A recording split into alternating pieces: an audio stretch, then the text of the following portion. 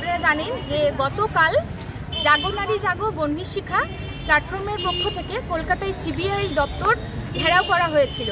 সেখানে আমাদের জাগো নারী জাগো বন্যী শিখার যে 5 জনের টিম, সেখানে একটা আমরা ডেপুটেশন দিই। সেই জাগো নারী জাগো বন্যী শিখার যে প্ল্যাটফর্ম, তারা সমস্ত জেলাতে একটা কল দেয় যে যাতে সমস্ত স্তরের মহিলাদেরকে নিয়ে আমরা জেলায় জেলায় প্রোগ্রাম করতে পারি। সেই কল থেকে আমাদের আজকে জলপাইগুড়িতে প্রোগ্রামটা নেওয়া হয়েছে।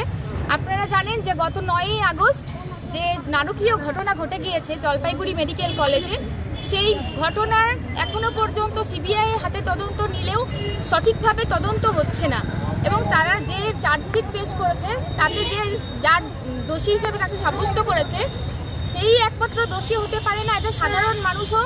ফলে সিবিআইয়ের যে এটা বিচার ব্যবস্থা, সেই ব্যবস্থায় আস্থা রাখতে পারছে না।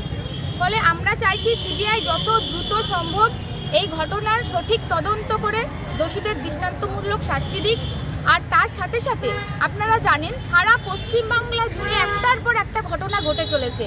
আমরা এই গত কয়েকদিন আগের ঘটনা দেখেছি কৃষ্ণনগর, তারপর আপনার হচ্ছে ফারাক্কা, তারপর হচ্ছে আপনার ধূপগুড়ি, এরপর পরপর কয়েকটা ঘটনাই ঘটে চলছে। এর অবস্থাতে যে বাংলায় একদিন বড় বড় মনীষীদের জন্ম হয়েছে, সেই বাংলায় আজকে কি করছেন আপনারা? কোথায় আজকে কি করছেন? আমরা আজকে আরজিকরের ঘটনার বিচার তদন্ত তাড়াতাড়ি করার দাবিতে এবং সমস্ত মেয়েদের উপর যে আক্রমণ চলছে এগুলো যাতে বন্ধ হয় সেই দাবি নিয়ে জলপাইগুড়ি শহরে আমরা জাগো নারী জাগো বন্যী শিখা প্ল্যাটফর্মের পক্ষ থেকে একটা মিছিল করছি।